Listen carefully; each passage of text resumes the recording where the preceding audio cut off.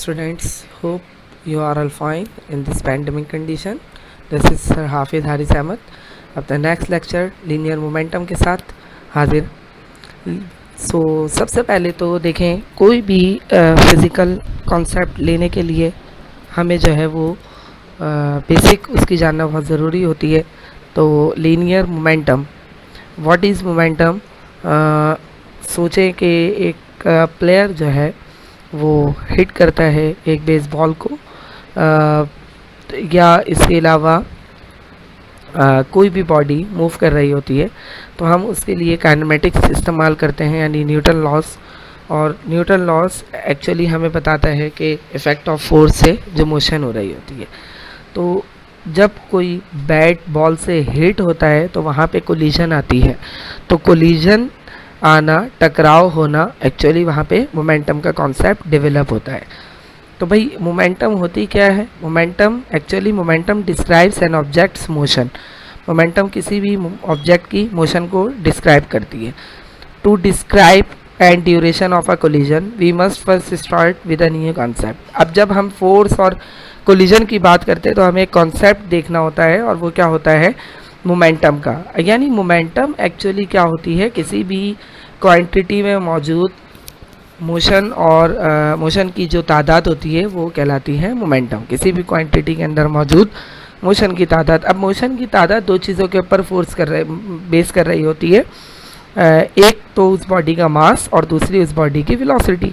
अगर मास बढ़ेगा तो मोमेंटम बढ़ेगी, अगर वेलोसिटी बढ़ेगी तो मोमेंटम बढ़ेगी।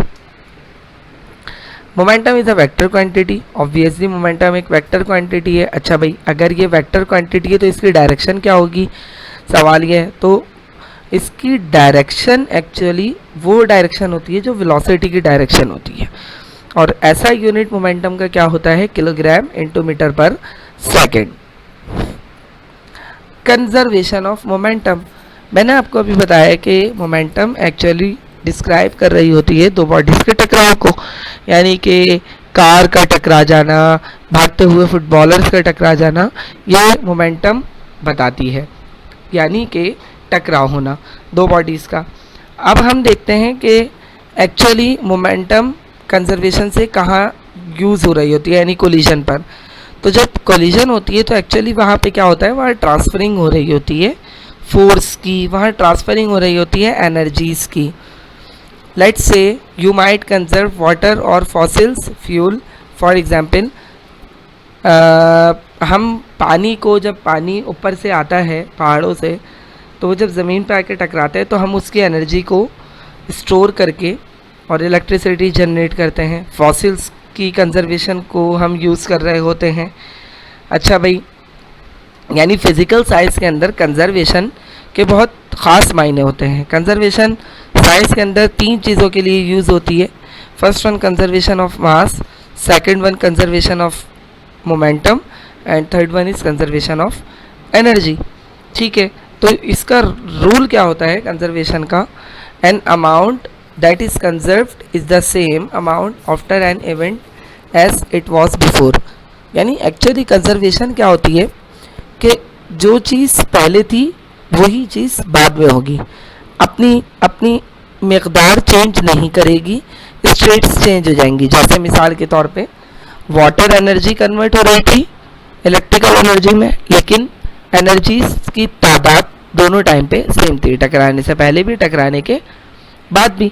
The total amount of momentum objects have is conserved when they collide. यानी जब तो बॉडीज आपस में कोलिजन करती हैं तो उनका जो टोटल अमाउंट होता है मोमेंटम का वो सेम रहता है। इसके अलावा मोमेंटम में भी transferred from one object to another but none is lost. यानी मोमेंटम एक ऑब्जेक्ट से दूसरे ऑब्जेक्ट में ट्रांसफ़र तो हो सकती है लेकिन कुछ लॉस्ट नहीं होता। This fact is called the law of conservation of momentum. ये जो फैक्ट है ये क्या कहलाता है? Law of conservation of momentum. It's means कि जब हम law of conservation of momentum की बात करते हैं तो actually law of conservation of momentum क्या कहता है कि momentum before and after collision remain same. जैसे आप लोग यहाँ देख सकते हैं, मैंने ये करा कि ये जो चीज़ है m1 v1 और m2 v2, ये फाइनल मोमेंटम थी और m1u1 m2v2 ये इनिशियल मोमेंटम। तो इन दोनों का सम और इन दोनों का सम यानी बिफोर कोलिजन और आफ्टर कोलिजन मोमेंटम क्या थी, सेम रही। ठीक है, इसकी इंशाल्लाह नेक्स्ट क्लास में हम वीडियो से और डिस्कस करेंगे। सो मुझे उम्मीद है कि आप लोगों को ये सारे कॉन्सेप्ट समझ आ गए होंगे। इसके अंदर कोई प्रॉब्लम हो, कोई कन्फ्यूजन हो तो आप लोग फ्रीली अपने क्वेश्चंस को पूछ सकते हैं। कीप रिमेंबर, क्वेश्चन नहीं करेंगे तो सीखेंगे नहीं। अपना बहुत ख्याल रखिएगा। अल्लाह आप सबका हाफिज़ नासिर। अस्सलामु अलैकुम व रहमतुल्लाह।